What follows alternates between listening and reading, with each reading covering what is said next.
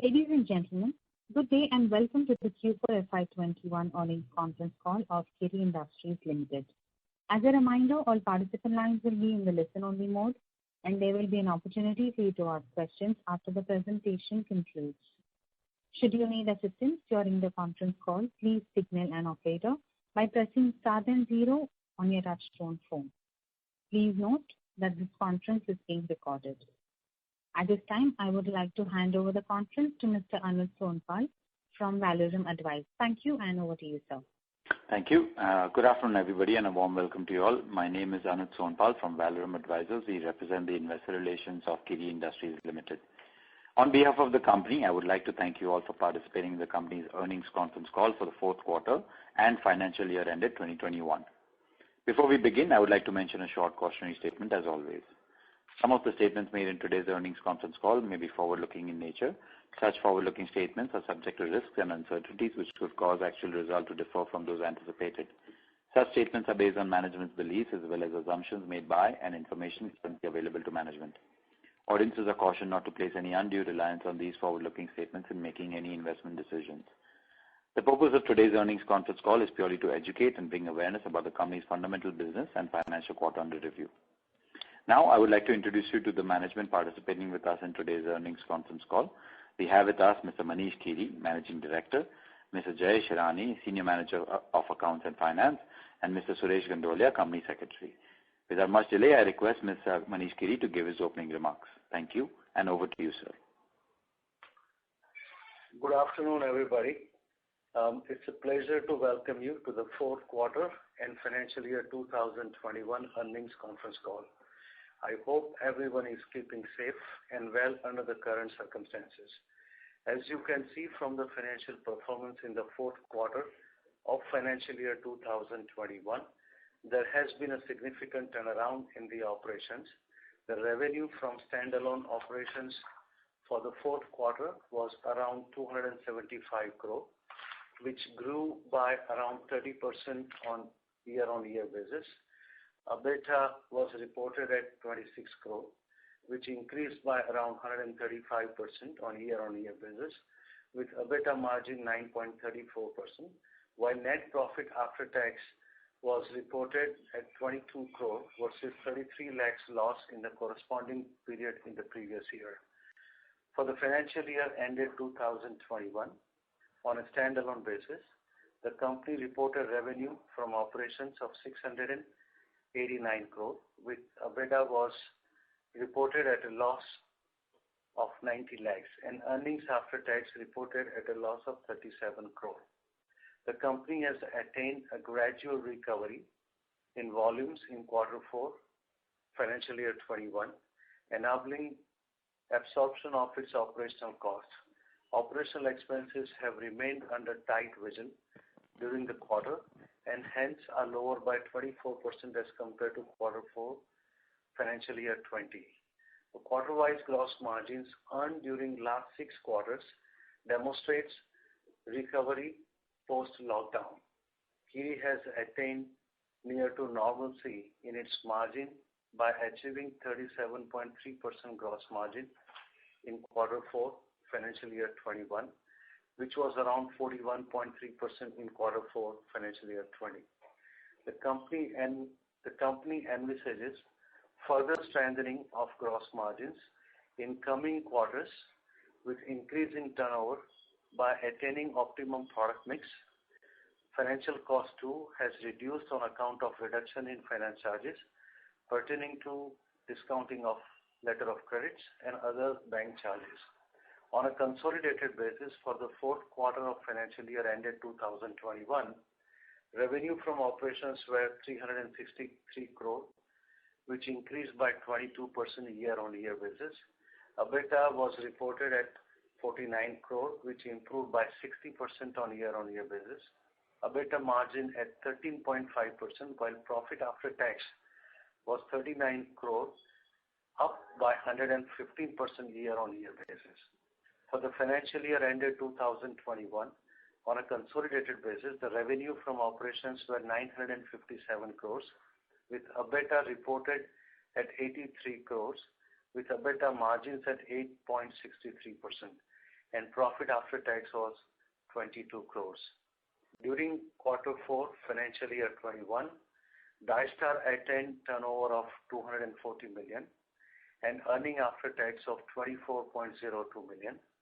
The valuation of stake of Kiri in Dystar has now been crystallized on the basis of financial position existing on effective valuation date of July 3, 2018, as per the judgment of Singapore International Commercial Court in minority operation suit, which was upheld by Supreme Court of Singapore, and hence the financial performance of Dystar included in the consolidated financial performance is to comply with the statutory requirement of consolidation until the transfer of shares in compliance with SICC order takes place. This is a reduction of a share of profit of associates by 18% on a year-on-year basis, which is on account of reduction of profit after tax of Dystar. But it is important to note that the share of profit of Dystar does not have any impact on the valuation of stake of Kiri in Dystar, which has now already been awarded by Singapore International Commercial Court.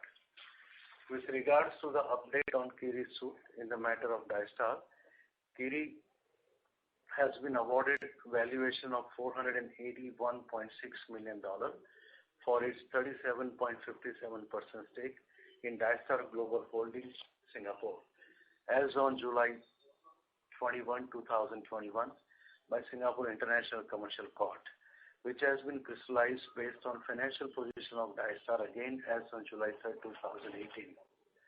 Lastly, coming to the future outlook, as you may already be aware that the Indian chemical sector is on the cusp of a very high growth trajectory in the coming years. Kiri's entire product range of dyes, specialty chemicals, dyes intermediates is poised to provide impetus to its order book for exports and domestic market in the second half of financial year 2022. We all know that the current quarter, the first quarter of this financial year, has started on a rough wicket. It is important to highlight that the specialty intermediate plant, which has been operational since January 2021, is one of the growth drivers, which shall also enhance volumes and margins of the company in the near future. Now, I would like to open the floor for questions. Thank you.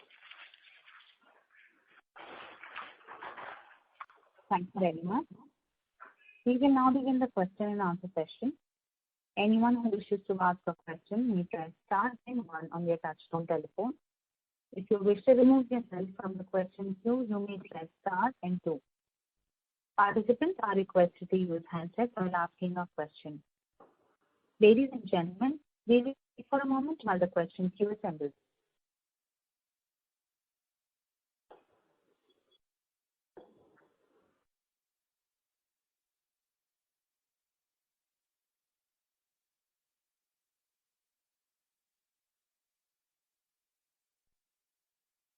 The first question is from the line of Manish Oswal from Nirmal Bang. Please go ahead. Yes, sir. Thank you for the opportunity and congratulations to the team Kiri for the Dystar judgment. My question on the Dystar related only. Sir, what is the timeline for the now the Supreme Court judgment is also out. So what is the timeline for the Kiri industry to get them? So that is the first question. The secondly, in terms of FCCB conversion and the usage of the cash available, what are the key areas where we will deploy that money? Okay. So let me answer your first question, which is related to the timelines to receive funds. The order which we have received is the final order from Singapore International Commercial Court, and which can be challenged in the Supreme Court, and that can go in appeal. There are 30 days to file an appeal from the order date. So exactly 30 days will come to know, and highly probable that the parties will go for an appeal against this order, and that will take its process for appeal hearing at Supreme Court. We expect that at least next 4 months to 5 months would be there. So earliest date we can expect somewhere around October, November, where Supreme Court hearing can take place, and subsequently we may have order from the Supreme Court. However, as on today, there is no stay on the execution of this order, which means that KEI's right to enforce and execute this order are going to continue, and whatever legal steps and whatever rights KEI has under law to execute this order, KEI is going to exercise those rights in the coming days and coming months. So we'll have to work towards execution of this order by the time Supreme Court hears this matter. So to give you a practical timeline, by the time funds can come, can take anywhere from 4, 5, 6 months to 8, 9 months. From the legal advice and from the way we understand the timelines, it may be the first quarter of 2022 where we can expect to see the funds arrive to KEI. So that was your first question. Your second question was related to the use of funds. Now, knowing the amount, having the amount crystallized, we have already started expediting our project evaluation process, and whenever we reach to a decision, and whenever KEI's board reaches to a decision where and which projects we are going to implement, in which areas, including specialty chemical areas, we will announce, we will make disclosure, and we will also make you aware that what are the next plans for KEI to go to the next level and where we are going to invest. So that you will come to know in due course.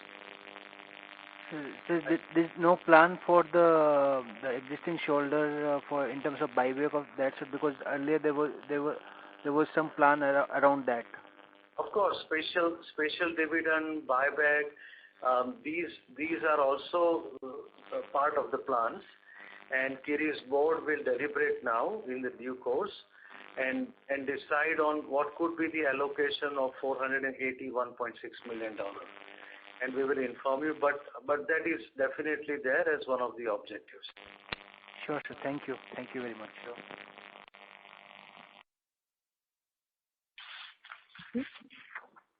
The next question is from the line of Sarvesh Gupta from Maximal Capital. Please go ahead. Good afternoon, sir, and thanks a lot for taking my questions. Question, sir, is regarding your capex which was done last year. So how much of capex amount has been spent? How much is pending?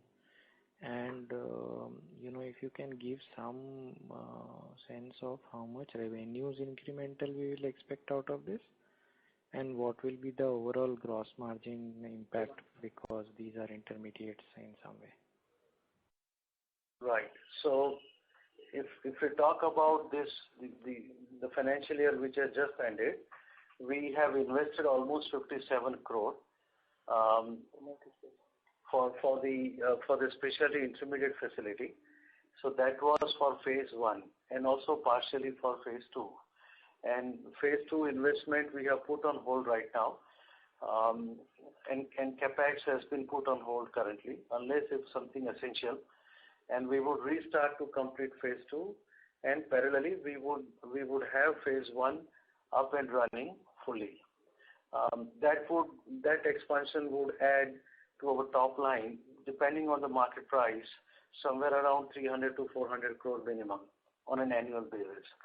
So our objective is to capture that and to have those numbers reflected in our performance quarter on quarter.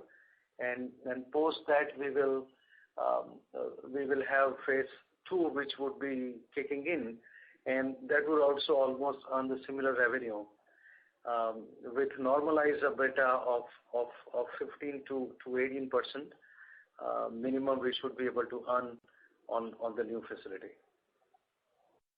No, so just to clarify, you have spent 57 crore. You are saying you will get 300 to 400 crore revenues by just spending 57 No. crore additionally? 57 crore was spent on the last financial year. Let me just clarify. Right. If we are talking about the year ended.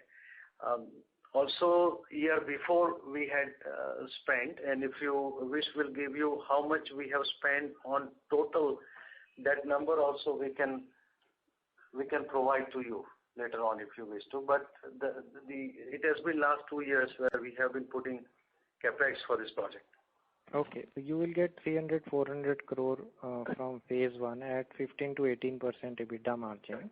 That I understood, but because these are backward integration, you should have some of it will not show in your increase of revenues, right? It will show in a way that you are making your own raw material and your margins are higher.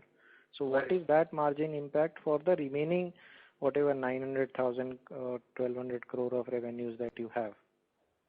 At least we should have 2 to 3% of EBITDA incremental when the plant is operational fully.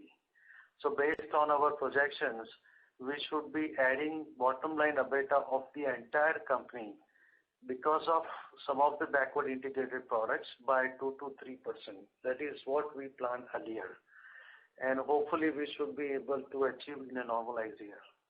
So on phase 1, you will get 300 to 400 crore additional revenue at 15 to 18% EBITDA margin, plus your existing business should show 2 to 3% higher margin. Yes, 2% at least higher margin for the entire turnover of the company. Okay. And then on phase 2, how much are you going to spend? You said it will also give 300 to 400 crore additional. Yeah, phase 2 also, a lot of funds have already been invested. For example, building of phase 2 was ready much earlier, right? Vessels have not been put inside. So when we complete phase 2, partially phase 2 is also invested for in last 2 years, but we'll be spending at least another 30 crore to complete phase 2. Minimum 30 to 35 crore is what we are expecting to complete phase 2. And that will add another 300 to 400 crore because buildings are ready. Some of the machinery are common, utilities are common. So to that extent, we'll be able to spend lower to also have phase 2 up and running. Okay.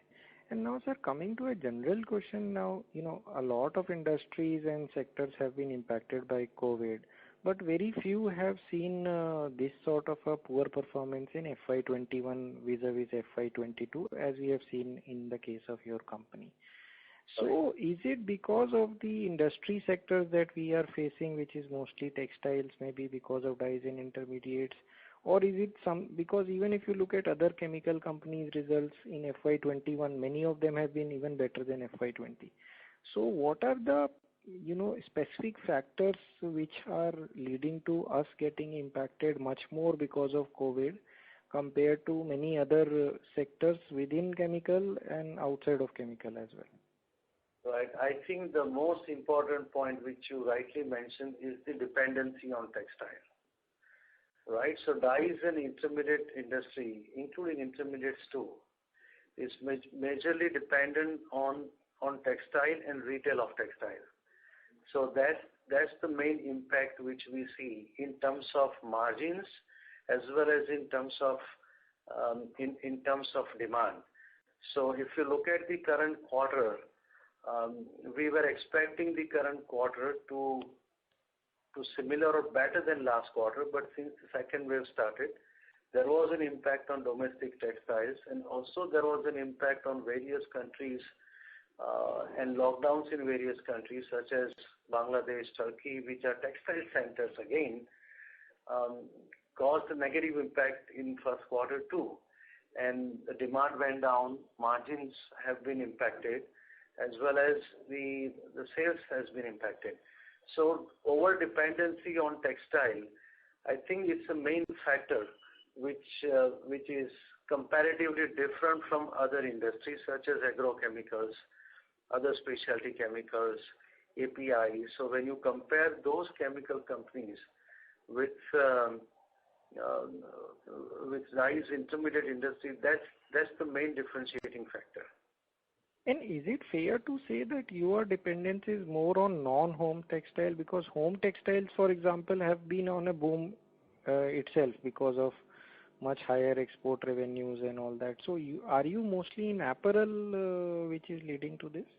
Not necessarily. See, the range of products which are used in home textiles also use cotton, right? It's and majorly you will see polycotton, whether so as long as the consumption of cotton and as long as cotton is used, 90%, at least 80 to 90% of Kiri's finished products are used there, whether it is home textile or it's garment or any other applications where cellulose and cotton is used. So not necessarily, but if you look at including home textiles, including garments, including overall demand of cotton-based textile, and in general in textiles, including polyester and disperse, which are used, which is also lower compared to earlier times. Our exports are lower. For example, last 2 months, India's exports of reactive dyes was ranging somewhere around 17,000 to 18,000 tons per year.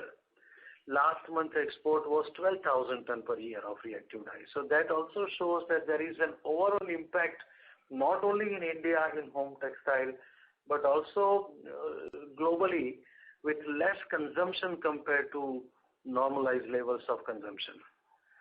Right? So that's almost 35 to 40% reduction in exports in recent months, and overall also there is a reduction in exports. Plus, because of lockdowns and restrictions last 2-3 months, domestic was down. Domestic textile consumption was down. So overall impact is there. Maybe less impact due to home textile and more impact due to others. But when you combine overall impact, which has been negative impact since April onwards. Okay. Now, sir, on the Dyson part, assuming that let's say you get 3,500 crores by March of 2022. Now we are a company where probably the invested capital is 1,000 crores or something thereabouts till now cumulatively. So what is the plan? Because this is a multiple of what we have invested cumulatively throughout the years, right? 3,500 crores is a very large amount compared to what we had invested cumulatively in this company over maybe the past 20-25 years. So, I mean, broadly, how will you think about spending this 3,500 crore? Because that would be the most crucial, I think, decision that you will ever be taking till now. Very true, and that is the reason that the decision would be taken prudently, and that will completely change face of the company. Where we invest this 35 crore will completely change profile of Kiri, what you see today, right? Only thing I can tell you, we will give you the details of where we would be investing when it is crystallized. But as you rightly said, it cannot be an overnight decision.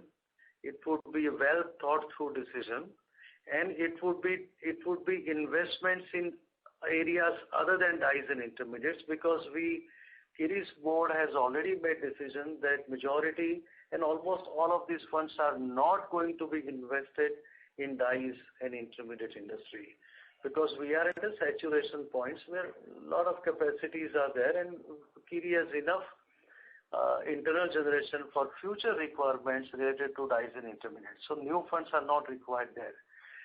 So wherever we are investing is going to change everything which relates to the business of the company.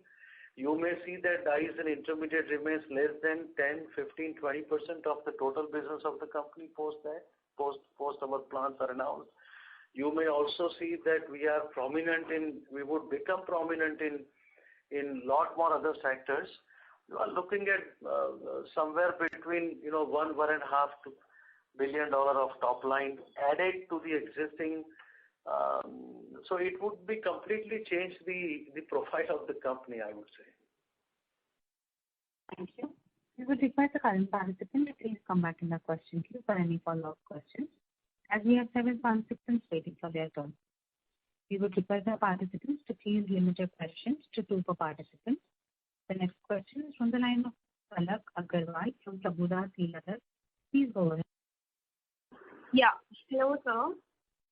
So as you mentioned that, Kiri's traditional business, which is dye business, is already at a saturation point. So how Kiri would be going ahead with the traditional business? As in,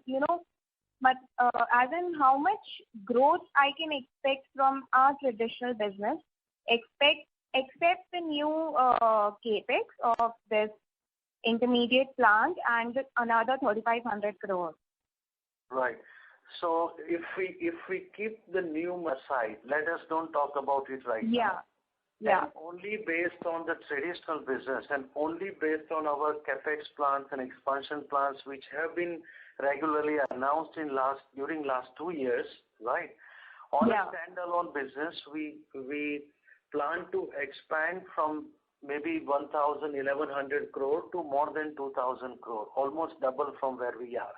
Unfortunately, our capex getting over and the pandemic getting hit are coinciding with each other. But the moment things are regularized, we should be able to take off. And with minimum further pending capex, which I just mentioned about 35 crores, which we would complete from internal generation, and only from existing investments to fully utilize to sell products in the market and to generate revenue would bring us to 2,000 crore plus. So if it takes, let us say, another 2 to 3 years, if we are delayed by 1 year due to pandemic, then in 3 years we are looking at doubling our existing revenue. At least you would see growth of 25% plus on traditional business.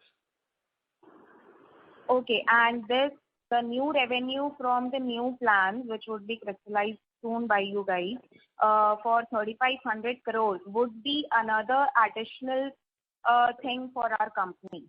Yes, which would not be related to dyes intermediate business, but maybe related to specialty chemicals, maybe other chemicals, and maybe whatever Kiri's board will make decision.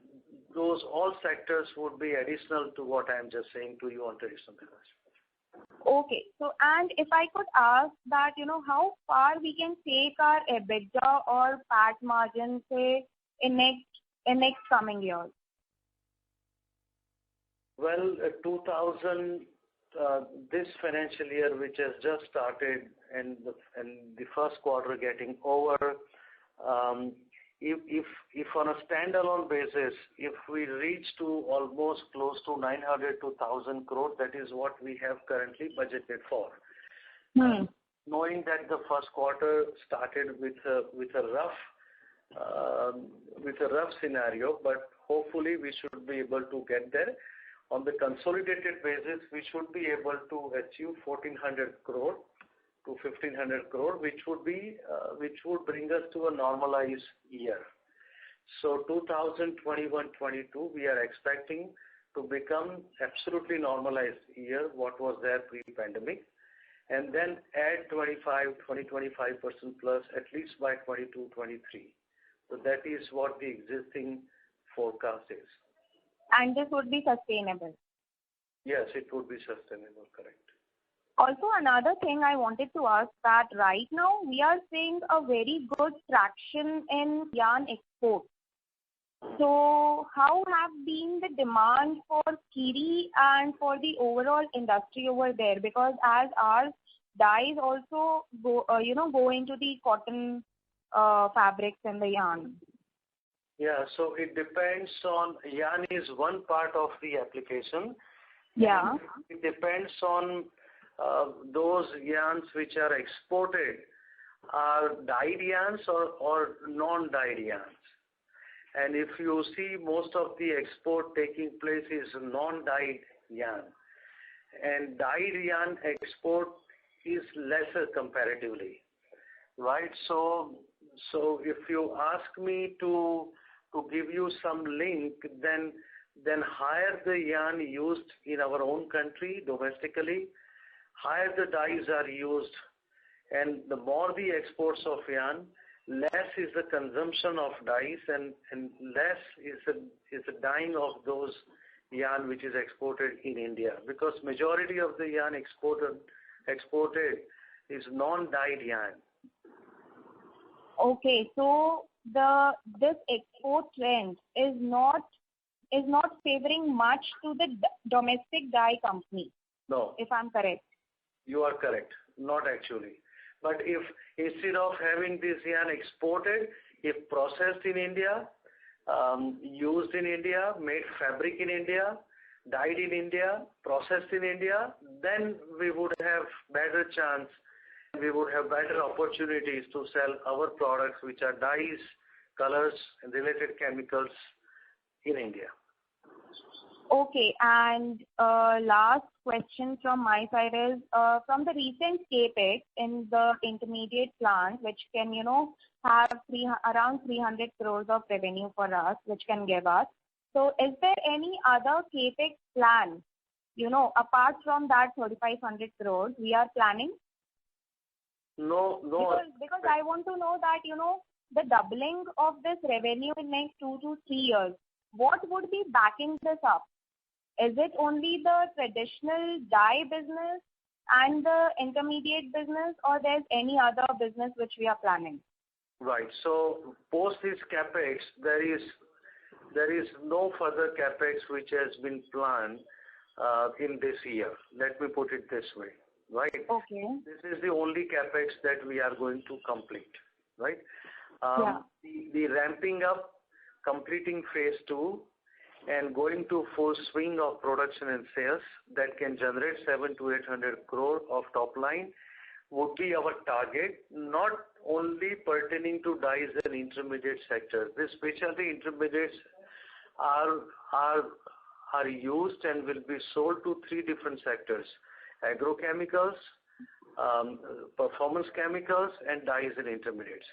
Right. So we will have our sales into few other sectors, and to achieve those, we might take some time because we would be new entrant for those products, specific products in those sectors.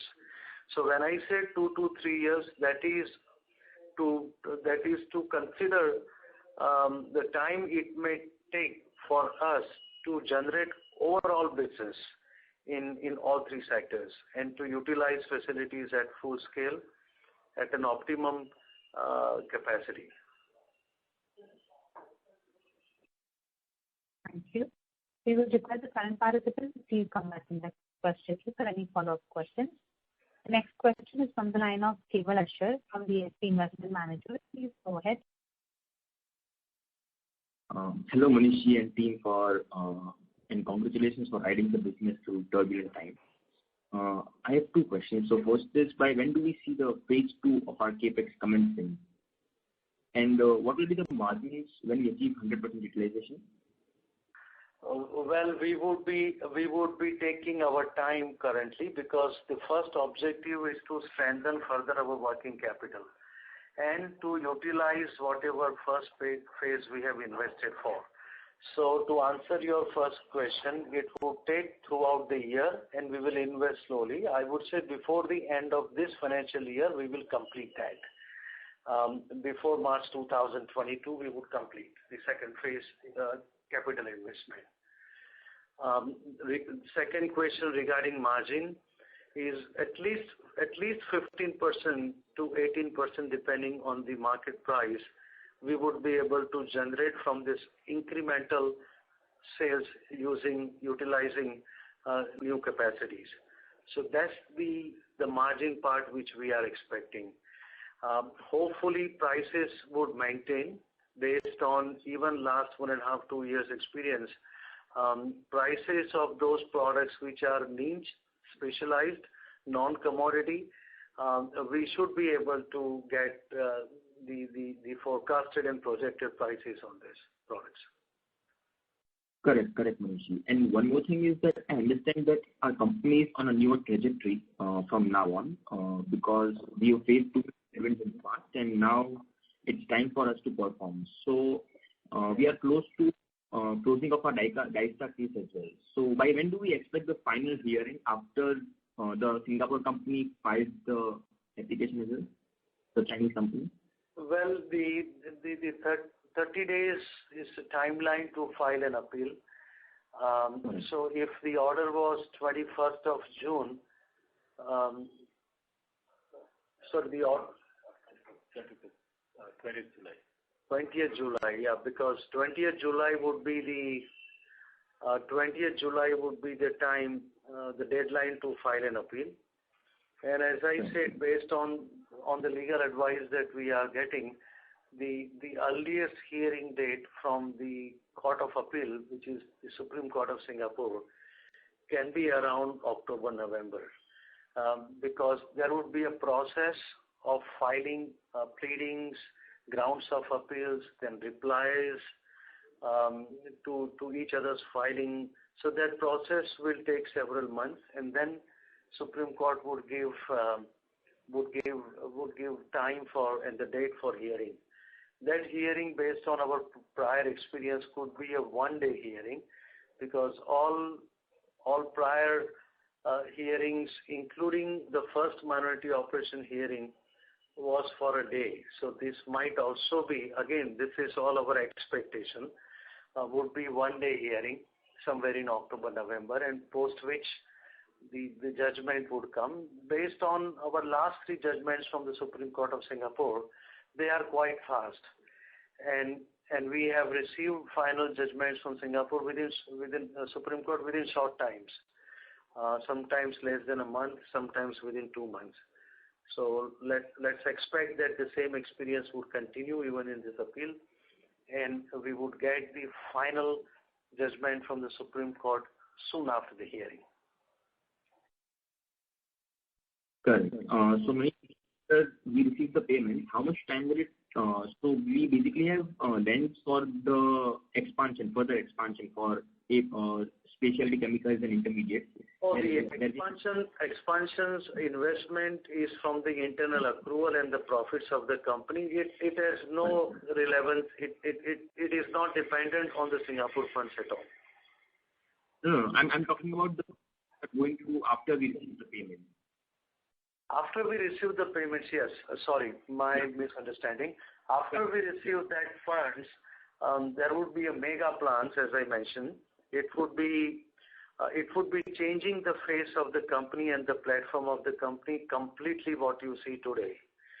And we will make announcements of investments in due course, but it would be non-dyes intermediates, and it would be in other sectors. You will hear that, and that will make the company's overall portfolio of products and businesses much stronger, and we will have at least, as I mentioned earlier, 1.5 billion minimum top line from those investments. But we'll give you specific details when time comes.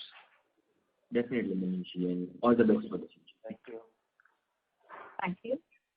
We would request participants to please limit their questions to 2 per participant. The next question is from the line of VT Rajesh from Banyan Capital. Please go ahead. Hi, thanks for taking my questions.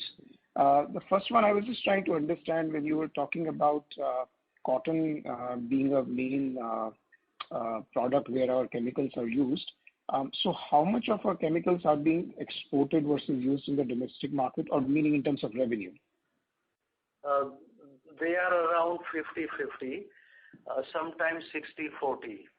So last year it was almost 60-40. So 60% was exports and 40% was domestic sales. Okay. And is it correct to assume that 90% of our revenues are from the cotton side? Ultimately, yes. Let me just explain to you in detail. When we sell our finished dyes, which are used for textiles and mainly for cotton, and 10-20% also we sell for polyester. Like the dispersed dyes which we sell, export as well as sell domestically, are used for synthetic fiber, mainly polyester. So that's on the dyes part. There are many intermediates that we sell, and those intermediates then are further used by dyes producers to make dyes and then sell those dyes for textile applications. Sometimes they are also used for wool, for nylon, and for silk, not only for cotton.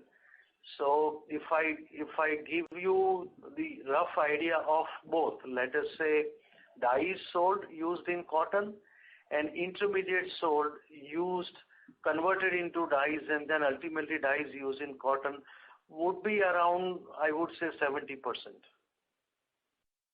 Others would be polyester, others would be silk, nylon, and wool, if I talk about textile usage. Right. Okay, that's very helpful. My second question is, in your CapEx, you're talking about phase 1 and phase 2. So when will that phase 2 be completed, and how long will it take you to ramp up production after that is completed? So the phase 2 would be completed before the end of this financial year, which is March 2022. And 22-23 is a year which we will have full phase 1 and phase 2 to be utilized. It depends on how fast we can ramp up sales and how fast we can perform on the invested capex. And on this Dystar, what? Sorry to interrupt. We have to pay on the proceeds. Is it now? So there's a lot of disturbance in the line. The audio is breaking. Is it better now? Yes.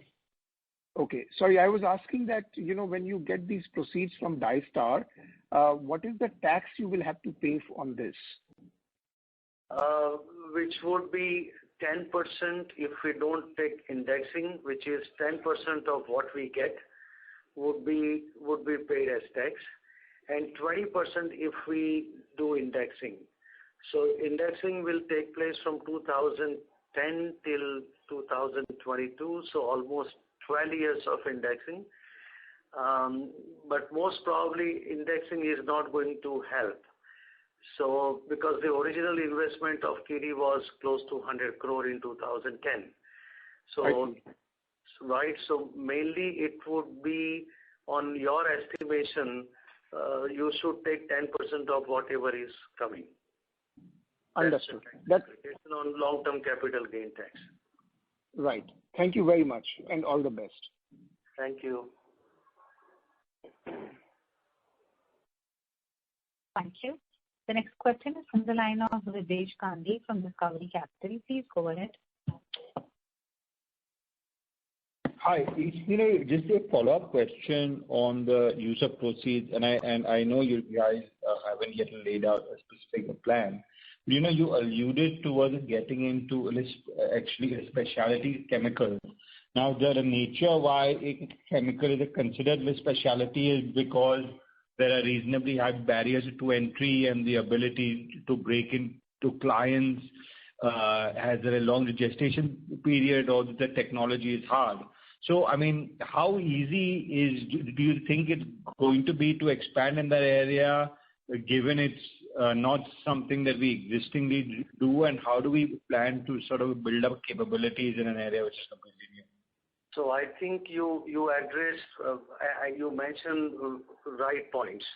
Number one is to access to technology.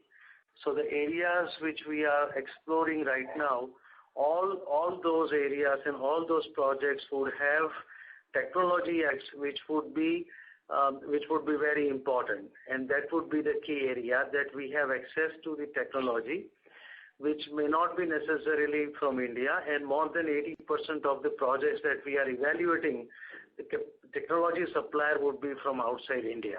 So that is first, and the restrictive barriers. Second is we have to build a bandwidth, a management bandwidth, and because of that we already have initiated process, and there are many senior people that we are in the process of hiring to bring them on board. Some of them are already there with KIRI today, who have worked with those companies in India, outside India. So we are trying to build the management bandwidth for experienced people to execute those projects which we do not have experience in. The third entry barrier, which you rightly said, would be the capex. So the capex that we are trying to envisage, those capex would only be possible with large-scale investments. So compared to the areas where you have fierce competition and numbers of hundreds of players, this would be more or less a kind of 2-3 players in the whole country, or number one player in certain products for the whole country. So that would give us in an oligopoly situation where those investments and capex would also somewhat vary. I don't saying that investing 3,000 crore is barrier for some companies and not for others, but for many medium and small scale it would be barrier to enter. Large scale companies can still do. So those are the hurdles where we would see to position ourselves, and we enter into something which is having long-term consumption in India. So every of our project areas would have our own growth in India, our domestic consumption in India, and important element is the replacement of imports and replacement of what we are currently importing from other countries, including China.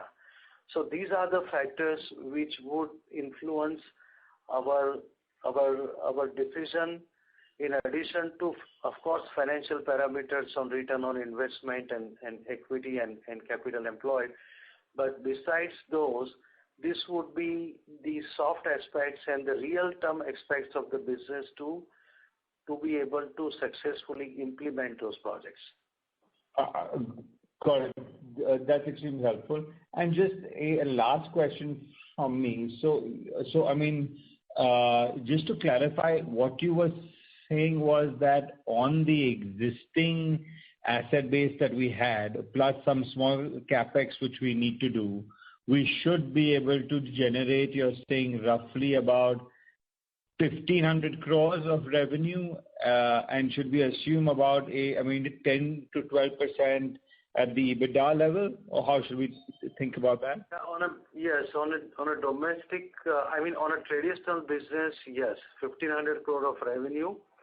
On a standalone basis in 2022-23, that's our target and the budget too for the next year when we make 3 years plan, and to generate more than 12% actually. We want to have at least 13-14 minimum % of EBITDA and optimistically 18. So that's the range within which, depending on how market supports, we should be able to generate on a traditional basis, on an ongoing basis. Correct. Correct. And just a last follow-up question on the nature of your, dyes and intermediaries which is there. How much of it is sort of commodity based, where we are a price taker?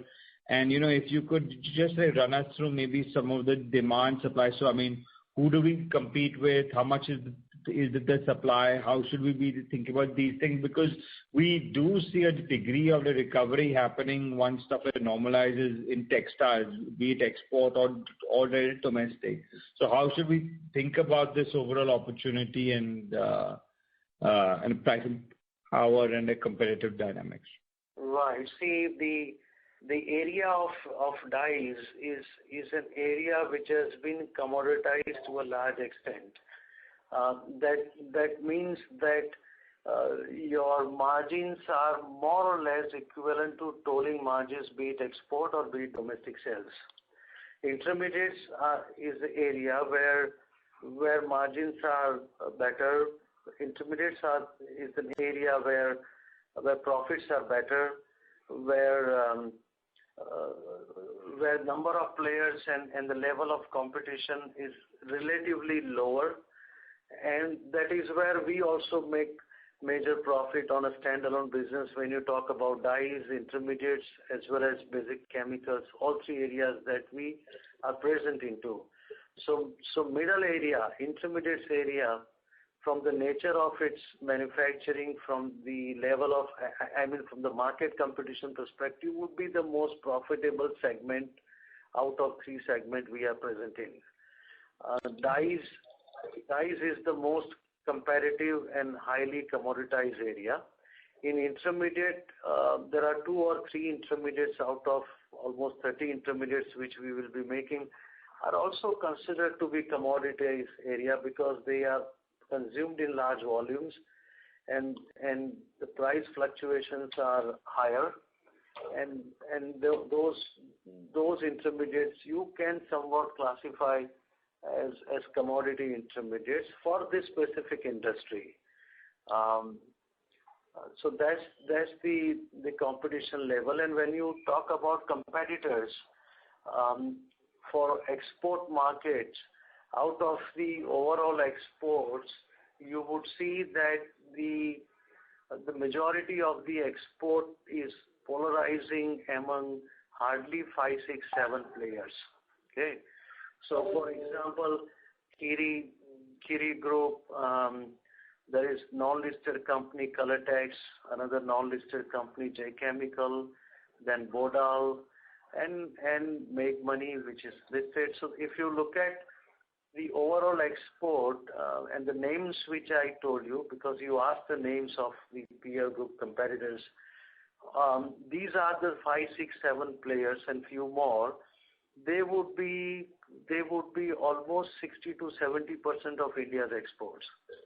Right, and year-on-year basis, it's more and more concentrated among these players. Remaining 20-30% is among various other small and medium-scale producers who do exports out of India, but that share is shrinking day by day. If you talk about domestic sales, there is a larger sales of domestic by small and medium-scale producers. In terms of this industry scale, I'm not talking about in a general sense, but relative scale of the producers and players in this industry. So these players, which I just mentioned you names, who have larger market share for export, they must have around 40% market share for domestic, and 60% is still being served by players who are many and who are domestic players in India for Indian domestic market. So that's how it is divided among. Understood. Thank you. That's all from me. Thank you. The next question is from the line of Sanjay Mahajan from Wealthwise. Please go ahead. The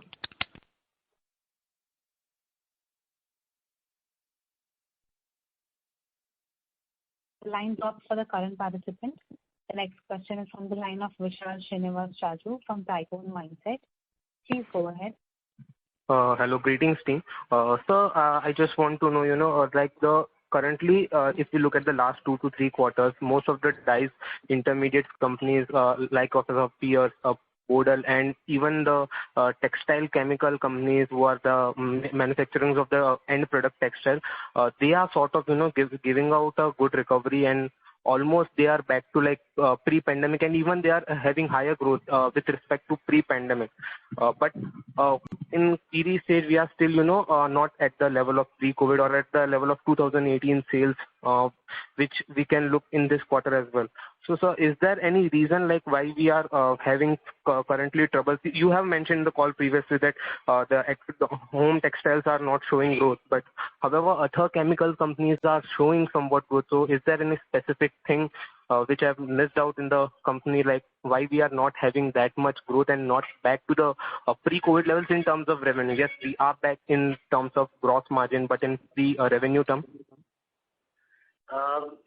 Yeah, if we talk about only revenue terms, 2020-21, revenues of some of the companies, particularly in this sector, in dyes and intermediate sectors, I think almost all are impacted. Some may be less and some may be more impacted. But they are performing better and higher revenue compared to FY18 or FY19, I think we should check the numbers. Not on the year-term basis, but just speaking on the last 1 or 2 quarters, because the last quarters in the yarn side, in textile segment, I guess the boom was very high, much because the prices of yarn were also increased and the demand for exports were also increased. So I just want to know if is there any correlation, like sort of thing, when the demand of yarn in domestic India is increasing, so our chemicals business is also getting higher sales and margins. So I just want to connect from that place. Is there any correlation in textile segment? And if it's there, then if the growth in textile segment was higher, so didn't the dye segment in the last 1 or 2 quarter all over India has seen higher growth? Yes, correct. You are right. And that's the reason that our growth of quarter 4 is the best among all other 4 quarters. So yes. So quarter 4, if you look at our Indian consolidated sales, is 362 crore on a EBITDA of 50 crore, which was from the, let us compare only on the revenue of 362, is almost on a quarterly basis equivalent to the normalized year. If I talk about only quarter, so yes. Quarter 4 of Kiri, maybe same with other producers, was a very good quarter, and everyone had a good quarter, which was for which the results we are talking about today. Now, there is definitely a link, and you are right. How much yarn, cotton yarn is produced in India, how much processed in India in various sectors, how much polyester consumed in India, how much leather, wool, paper, all this dyes growth would be linked to all of this consumption. And the highest consumption would be related to cotton, because we are cotton producing country and our cotton processing country. Yes. Large part of our textile industry, irrespective of their final application area, is related to cotton and processing and dyeing and finishing cotton. So you are right, it is linked to it, highly linked to it. How much cotton exported out of India may be dyed with Indian products or may be dyed with Chinese products, it is hard to sell. But I can definitively tell you that the consumption in India would be directly linked. Okay. And one another point, if you can give in such a scenario, where the benefits of yarn or the yarn industry is growing well. So are we getting more benefits, more in terms of the dye intermediate side or the dye's final product? Like we are getting higher margins because we are backward integrated, and there are very few players in India, I guess, which are backward integrated, fully backward integrated in terms of dyes and end product dyes. So are we getting more benefit in terms of margin in dyes intermediate segment or the end product dyes? And dyes? Dye intermediate segment, and to the extent, as you rightly said, backward integrated, fully integrated players like us, dyes is only a mechanism or a mode of converting intermediates to dyes and selling dyes. So, in other words, for players like us and others, we are selling dyes. Is just converting intermediates and not capturing much profit margin as an incremental margin at a dyes level. Most of the margins are captured at intermediate level, whether we sell intermediate outside or whether we consume intermediate inside captively. Okay.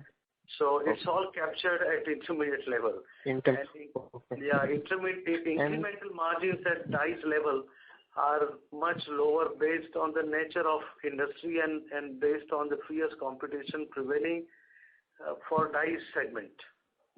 Okay, so sir, have we seen any increase in price in H acid and vinyl sulfone? Prices of H acid and vinyl sulfone were good in last quarter, but in the running quarter currently they have gone down. H acid has reduced from 400, 410 to 350 rupees. Right, vinyl sulfone has also gone down from 270, 280 rupees to 230, 225, so that range. Okay. So again, sir, this quarter the pressure is from the China side, and what's the outlook over in the China? Has the production over there in the dye segment has been back to normal, or due to their environmental issues, there has been China plus policy and their production of China is also reduced? So Chinese outlook, where their industry is standing? I think the major pressure this quarter, as you have rightly said, is coming from mainly China and the way Chinese prices are prevailing. The reason for vinyl sulfone and HSE to go down is also because Chinese vinyl sulfone prices reduced down from $4.50 to $3.20, $3.30, because Chinese domestic textile demand has gone down. And there is a link between their environmental compliances are also at the same level. I have not seen any evidences where their environment compliance levels have gone down. The standard for pollution control is still there. But I think there is an embargo on Chinese cotton, and there is some kind of sanctions not to use clothes and the garments and the products which are from textile industry, which are coming from an area where there are problems of oppression of minorities, and you know the news. Yes. So the international buyers and certain countries are avoiding to purchase. And I was told that there is a link between non-use of that cotton within China and it's a big cotton growing area. So there is a reduction in demand from Chinese textiles, and that has reduced Chinese demand on dyes to some of the lowest levels. And that's the reason for reduction of prices of dyes and intermediates in China. And that is definitely impacting India, because Indian producers and Indian players also will need to align, and we need to make sure that they can compete Chinese prices for export market. So, and that's one of the main factors that has affected. The second factor which has affected is also the reduction in the raw material prices. Some of the raw materials compared to last quarters have gone down. For example, by February, March, the price of aniline was higher, somewhere around 170, 180 rupees, which went up almost 210 rupees, which has now reduced to 150 rupees. Similarly, few other raw materials have also gone down, and I think effects of both are there in the reduction of prices in this quarter. Okay. So, sir, now I guess we have been the dyes industry in India. I guess it is back to like pre-COVID levels, or there is still some impact bearing this wave to effect. I would say January to March quarter 4 of the last financial year was almost at pre-COVID. April, May, June, we definitely see effects of second wave and reduction in demand. But recently, the way the order book has now started coming, we are positive for July onwards. So let us see how far next quarter can reach to normalized level, whether it comes to similar to January to March quarter, or it remains little lower. It's uncertain right now, and things are opening up. Let's see how July onwards, month-on-month basis, how business performs, and that would give us better idea. Thank you. We would request the current participant to please come back in the question queue for any follow-up questions. We would also request all the participants to please limit their questions to 2 per participant. The next question is from the line of Srinivas R. Kashyap, shareholder. Please go ahead. Hello, sir. My question is, now we have taken case against Lone Star, you have another joint venture with them. So how will that get impacted because they lost this case? So what will be the future of that joint venture? And if you are looking at any acquisition to speed up market share and all the thing, like are you planning to buy any small acquisition in and around Gujarat? Well, the joint venture in India is not part of the court case. That's a separate legal entity. No, but the partner is the same person, right? So they will be angry with you. So how you want to mend things up with them now that they have to give you such a big pay up? Yes. So they might try to sabotage this joint venture. Yeah, I'm trying to come to that point only. The operations of that joint venture has not been impacted in past, not impacted today, and we don't see that the Chinese partner is trying to disturb that company, or we don't see any possibility as on today that they sabotage the operations of Indian joint venture, which is there are no signs of it. The operations were normal earlier now, and we expect the operations to be normalized in future also. As far as shareholders are concerned, there are no talks right now. There are no discussions on separation at the moment. I think both the partners are waiting for a proper separation and execution of court order at Daistar level first, and I hope that there might be some discussion after that. But operationally, there is no impact. There are no signs to have impact in future, and we do not foresee any negative impact on the Indian joint venture. So that's your first answer. The second question which you talk about the acquisition, there is no acquisition on table right now. There are no plans to acquire. There are no targets which have been identified. If any opportunities come, we will be open to look at it, but not right now, not in this year. In 2022, we'll definitely explore if some attractive opportunities come, but there is nothing on the table currently. Thank you. The next question is from the line of Bhavesh Khandelwal from RII. Please go ahead. Yeah, hello. Thank you for the opportunity. So my question is basically, and most of my questions have been answered. So just another small clarity. The outlooks look very promising. I mean, you mentioned about so many things. So what is the reason that the promoter is reducing stake? I mean, that's what I wanted to check. No, promoters are not selling stake or nothing like that. The reason the stake may reduce is because of the earlier FCCB conversion which may take place. Otherwise, promoters are not at all selling any stake or anything like that. That could be the reason. Okay, got it.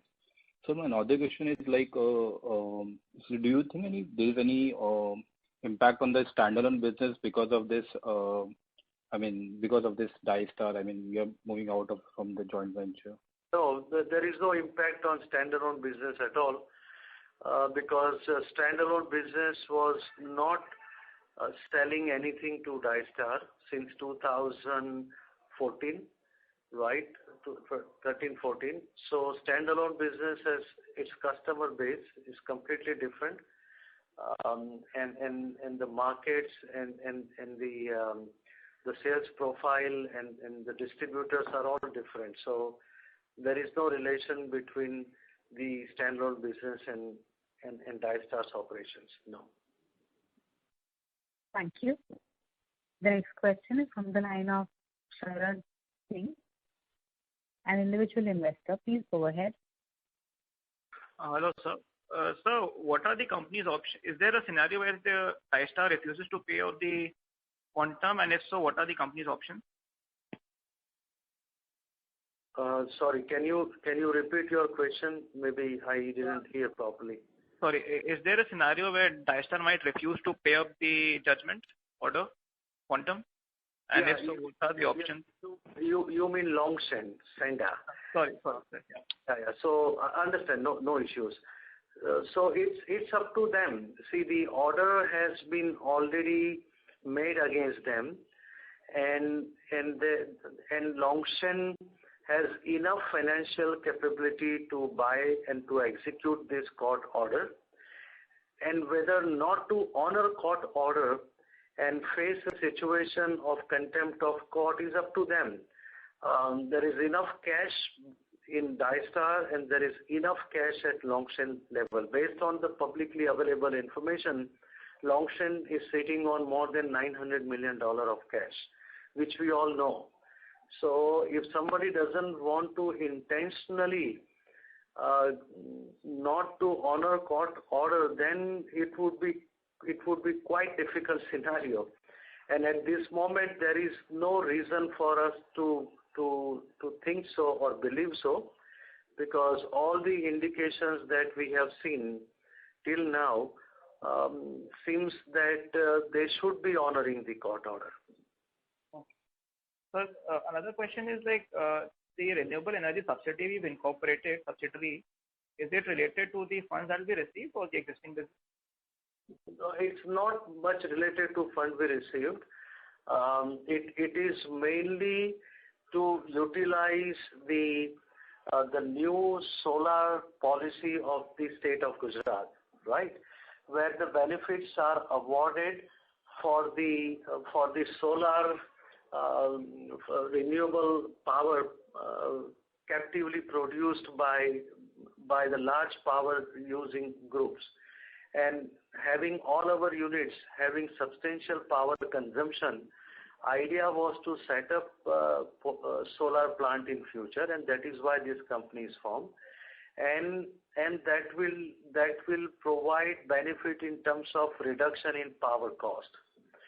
So currently our average power cost is above 7 rupees a unit, and the idea in future is to reduce it down close to 4 rupees a unit, and that can directly add to the bottom line and to the profits of the company.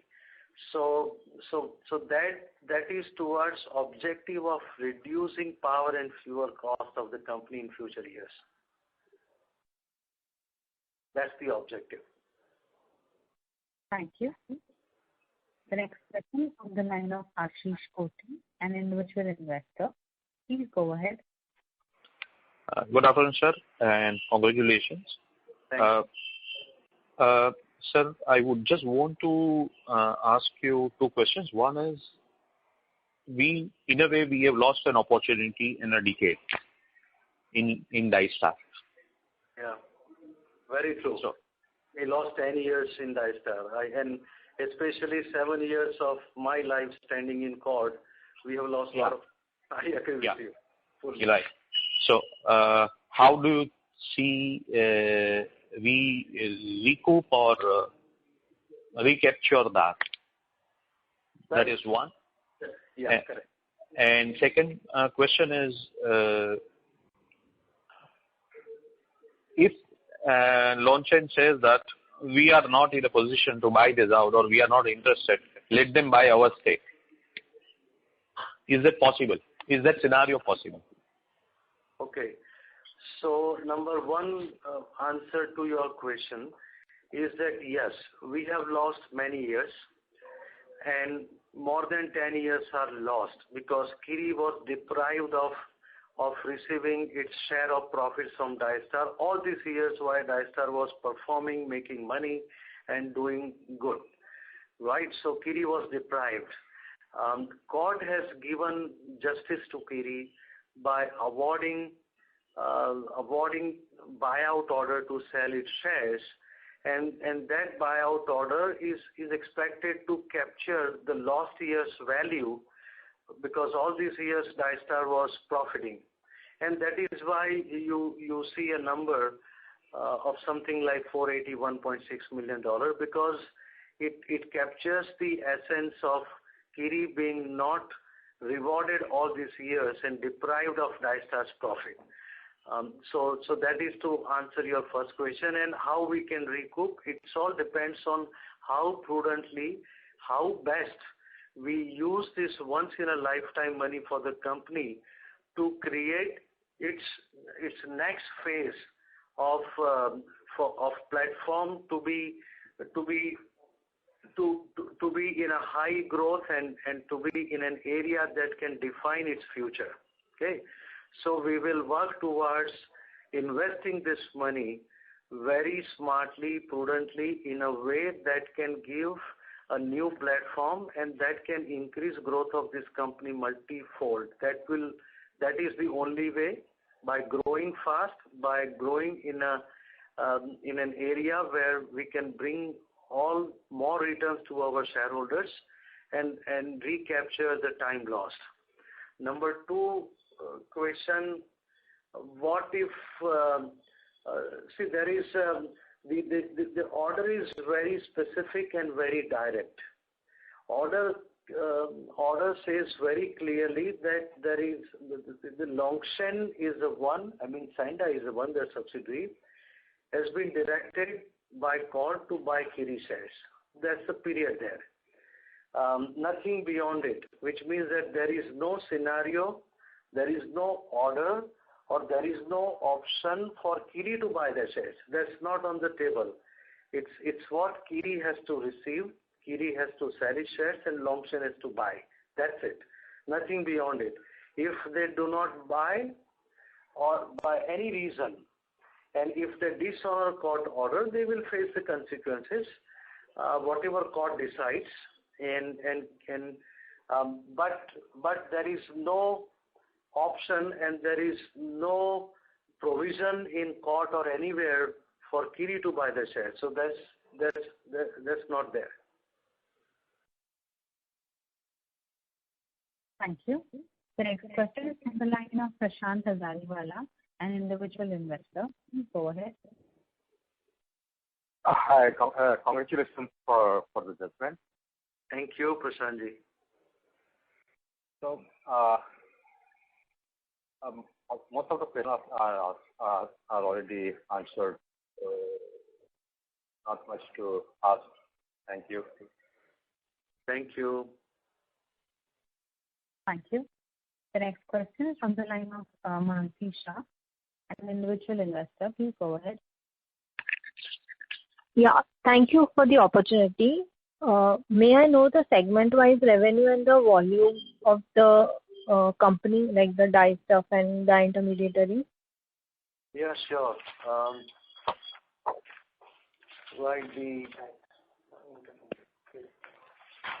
So if for the full financial year, dyes was 56% of the revenue. Dyes was 40% of the revenue.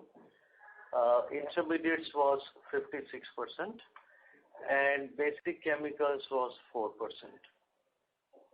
Okay, so the volume in million tons, if you can help me with.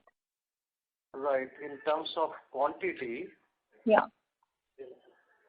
No, what breakup I gave you was was a breakup in revenue, right? Yeah.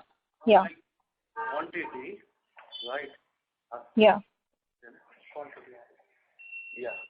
Quantity 12,000. So dyes quantity was 12,281 tons. Intermediates was 14,714 tons. Basic chemicals was 72,708 tons.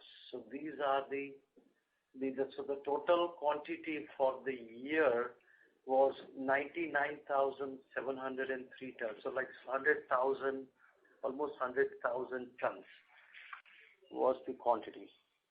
Okay, this is for financial year 21, full year, right? This is for the full financial year 21, correct. Okay. Okay, thank you.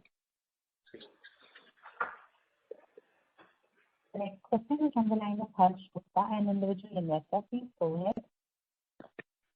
Hi, Manish. Congratulations on a great court order.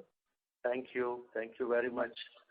Yes, thank you. My questions are just twofold. Firstly, on the government side, is there anything via the PLI scheme or whatever with the replacement of MEIS orders or interest subvention or on pollution checks? What do we expect on the public policy side with respect to Kiri and its expansion? Because last year one of the plants was closed for a few days because of the pollution check as well. And then of course the PLI scheme is coming up. So that's the first question, and then once you answer it, I'll go to my second question. Yeah. So regarding the environment compliance is concerned, there are no issues. We have further strengthened since last August when we had one incident where government gave certain directives to make certain changes. We implemented successfully. And environment compliance or pollution related, there are no issues at all in any of our plants and facilities. So that is not there. Your part of question was related to the PLI or MEIS scheme. Yes. We all have been eagerly awaiting the replacement of MEIS. There have been several discussions at associations level.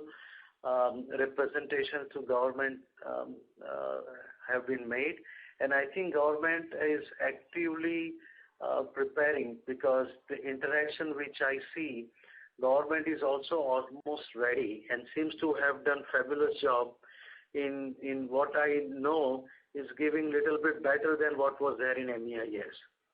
So I'm sure that once the announcement comes, we will have better than what we used to have with MEIS.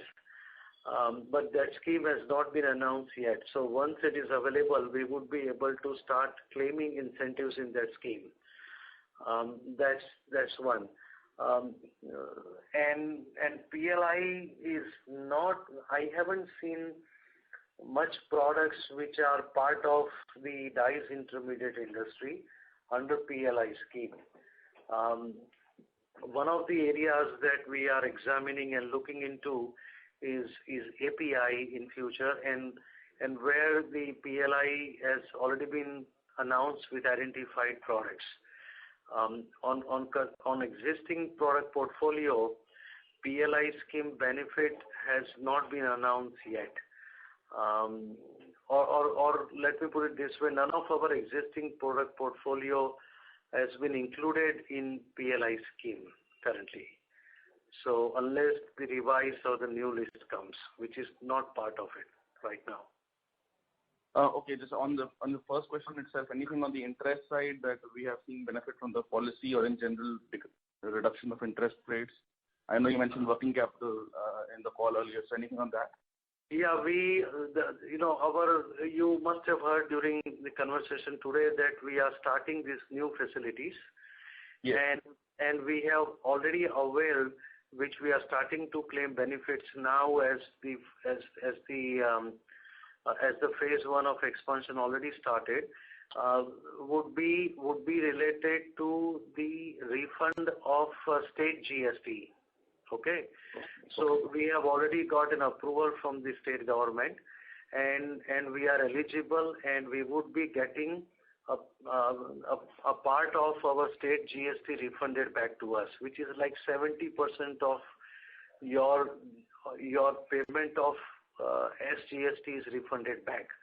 So that was the policy, which was an earlier incentive policy of state government, and we had applied for it. We had got approval for it, and we would be now starting to avail that benefit now onwards. I think our first refund would be coming in the next quarter. So that benefit definitely we would get, and we are already qualified for that. Okay, thank you. My second and last question, you mentioned, sir, you want to build out the management bandwidth as Kiri goes to the next phase and becomes a very different company once it receives those funds and does capex. So how do you plan to go about having a much deeper second layer of management and within the promoter family also? Is there any bright young person in your family coming up, just to understand the next 10 years from the point of view of the promoters and the senior management? Yeah. See, the senior management of existing business, if you evaluate, currently it has been run, day-to-day decisions are made, operations have been handled, and delegations of authorities have already been given to two chief operating officers, our CFO, our chief technology officer, our chief marketing officer. So there is already a team which is existing, running and operating Kiri's business on day-to-day basis at Baroda facilities as well as at Ahmedabad facilities. My monitoring, involvement and review has been quite in detail, but slowly it will reduce when we go to new investments, and then my focus will also change.